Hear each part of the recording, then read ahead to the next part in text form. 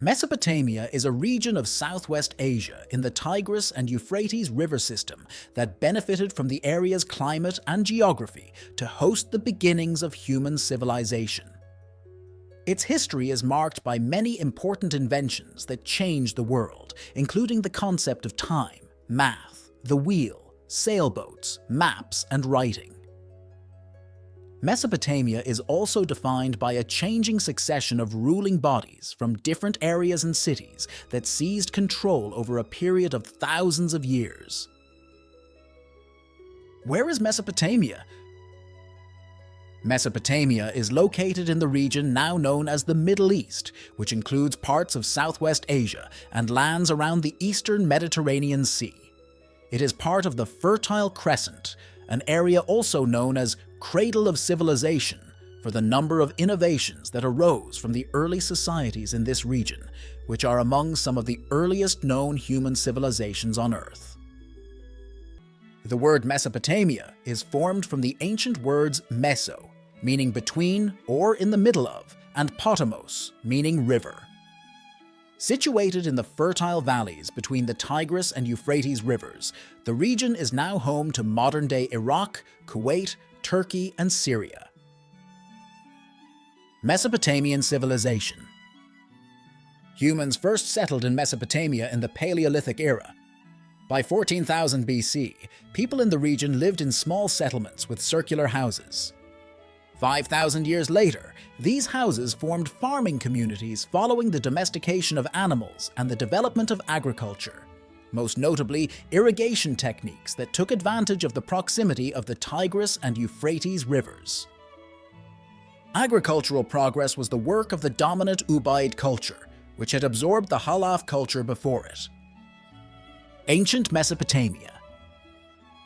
These scattered agrarian communities started in the northern part of the ancient Mesopotamian region and spread south, continuing to grow for several thousand years until forming what modern humans would recognize as cities, which were considered the work of the Sumer people. Uruk was the first of these cities, dating back to around 3200 BC. It was a mud brick metropolis built on the riches brought from trade and conquest and featured public art, gigantic columns and temples. At its peak, it had a population of some 50,000 citizens. Sumerians are also responsible for the earliest form of written language, cuneiform, with which they kept detailed clerical records. By 3000 BC, Mesopotamia was firmly under the control of the Sumerian people. Sumer contained several decentralized city-states: Eridu, Nippur, Lagash, Uruk, Kish, and Ur. The first king of a united Sumer is recorded as Etana of Kish. It's unknown whether Etana really existed, as he and many of the rulers listed in the Sumerian king list that was developed around 2100 BC are all featured in Sumerian mythology as well. Etana was followed by Meskiagashur, the king of the city-state Uruk. A warrior named Lugalbanda took control around 2750 BC. Gilgamesh. Gilgamesh, the legendary subject of the Epic of Gilgamesh, is said to be Lugalbanda's son. Gilgamesh is believed to have been born in Uruk around 2700 BC. The Epic of Gilgamesh is considered to be the earliest great work of literature and the inspiration for some of the stories in the Bible. In the epic poem, Gilgamesh goes on an adventure with a friend to the cedar forest, the land of the gods in Mesopotamian mythology. When his friend is slain, Gilgamesh goes on a quest to discover the secret of eternal life, finding life which you look for, you will never find. For when the gods created man, they let death be his share, and life withheld in their own hands. King Lugalzagesi was the final king of Sumer, falling to Sargon of Akkad, a Semitic people, in 2334 BC. They were briefly allies, conquering the city of Kish together, but Lugalzagesi's mercenary Akkadian army was ultimately loyal to Sargon. Sargon and the Akkadians.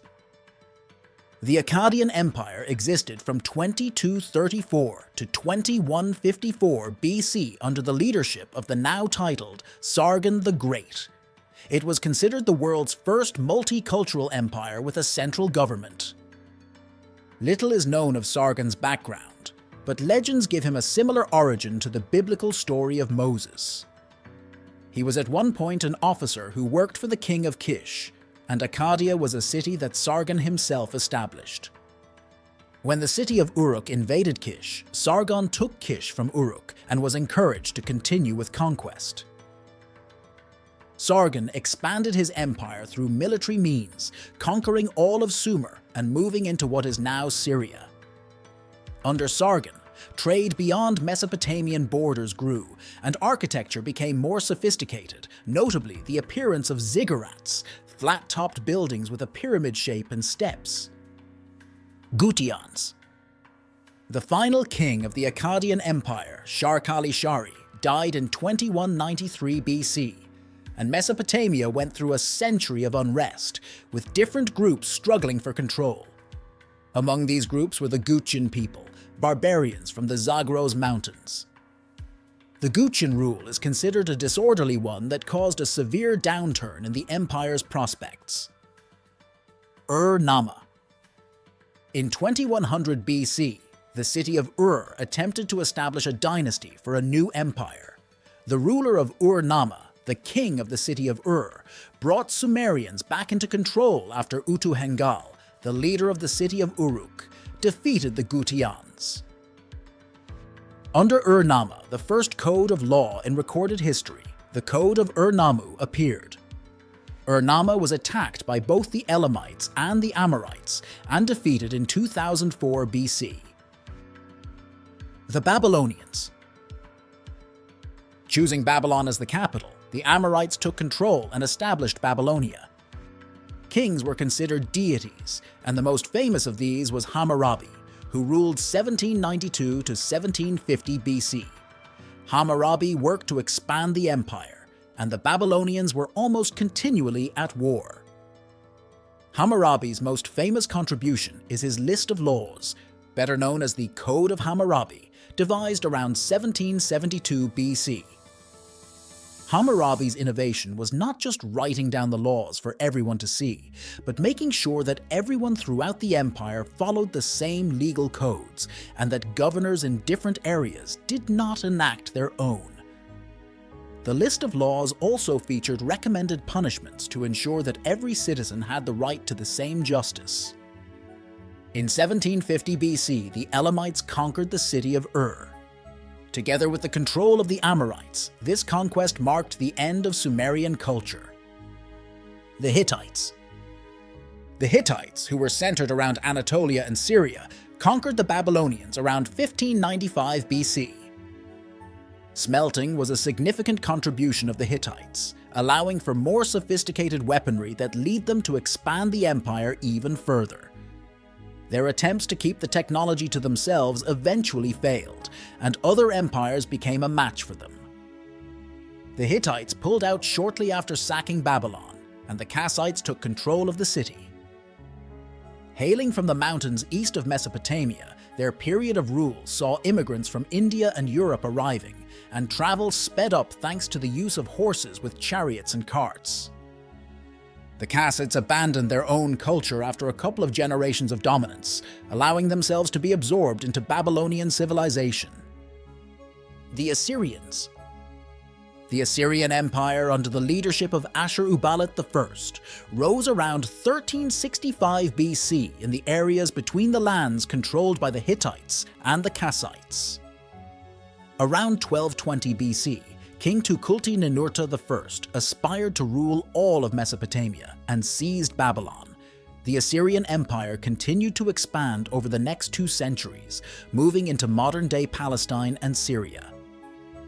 Under the rule of Ashurnasirpal II in 884 BC, the empire created a new capital, Nimrud, built from the spoils of conquest and brutality that made Ashurnasirpal II a hated figure. His son Shalmaneser spent the majority of his reign fighting off an alliance between Syria, Babylon, and Egypt, and conquering Israel. One of his sons rebelled against him, and Shalmaneser sent another son, Shamshi-Adad, to fight for him. 3 years later, Shamshi-Adad ruled. Sargon II. A new dynasty began in 722 BC when Sargon II seized power. Modeling himself on Sargon the Great, he divided the empire into provinces and kept the peace. His undoing came when the Chaldeans attempted to invade, and Sargon II sought an alliance with them. The Chaldeans made a separate alliance with the Elamites, and together they took Babylonia. Sargon II lost to the Chaldeans, but switched to attacking Syria and parts of Egypt and Gaza, embarking on a spree of conquest before eventually dying in battle against the Cimmerians from Russia. Sargon II's grandson Esarhaddon ruled from 681 to 669 BC and went on a destructive campaign of conquest through Ethiopia, Palestine, and Egypt, destroying cities he rampaged through after looting them.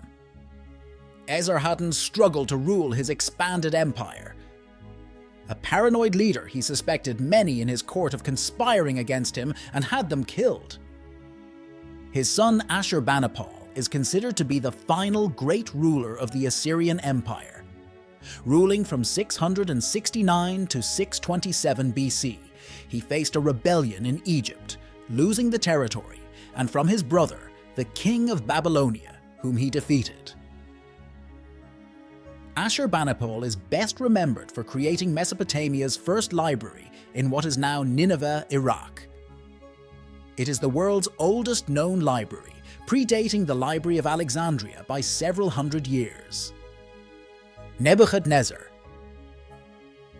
In 626 BC, the throne was seized by Babylonian public official Nabopolassar, ushering in the rule of the Semitic dynasty from Chaldea.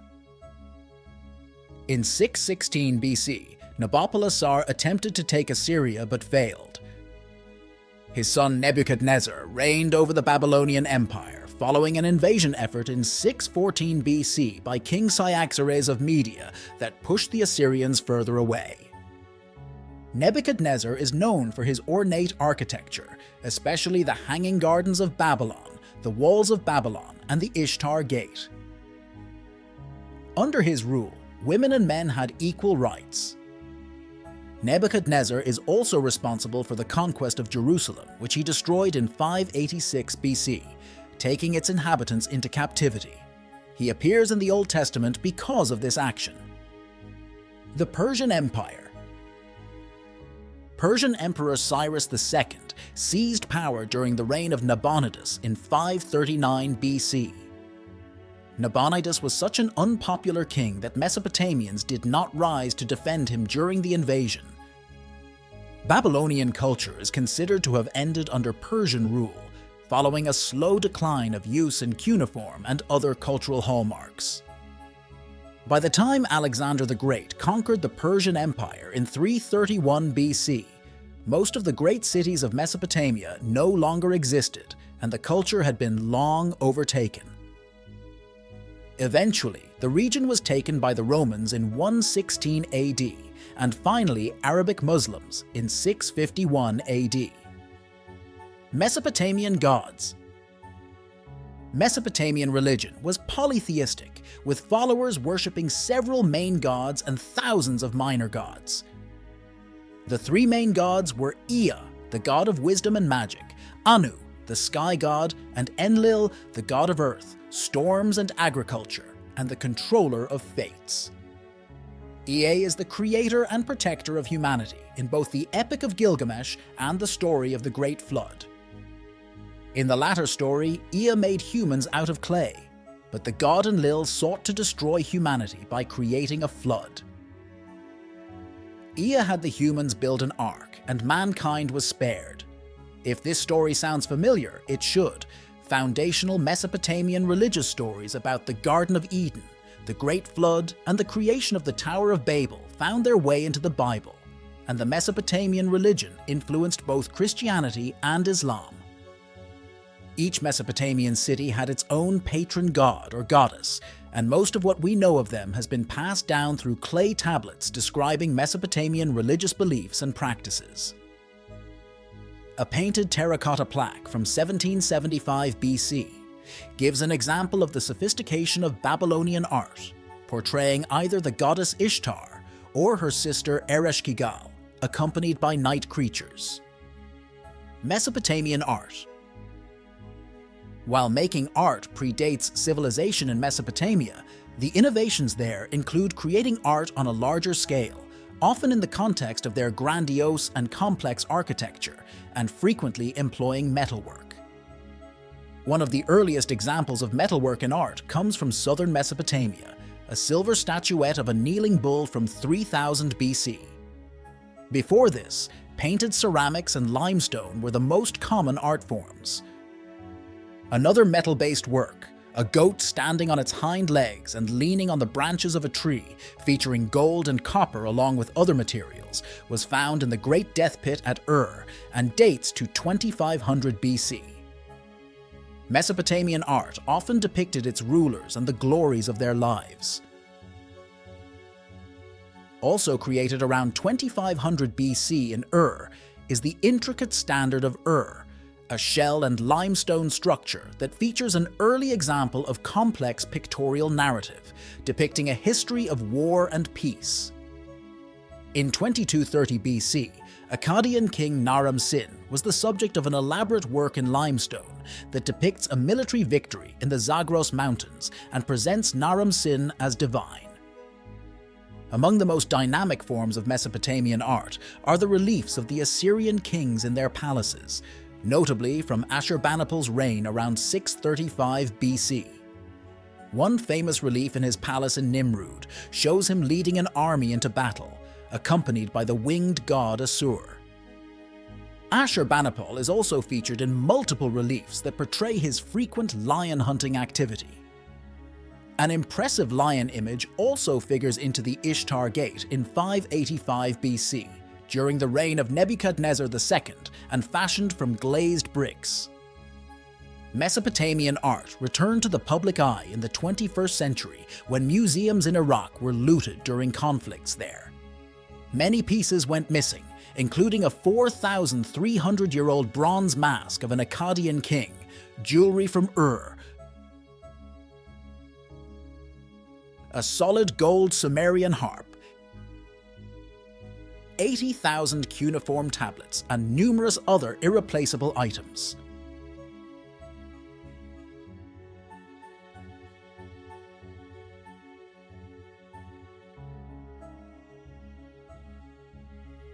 Ancient Mesopotamia was one of the greatest civilizations of all time. What are your thoughts? Share them in the comments section. If you enjoyed the video and learned something new, make sure to subscribe for more. Goodbye, everyone.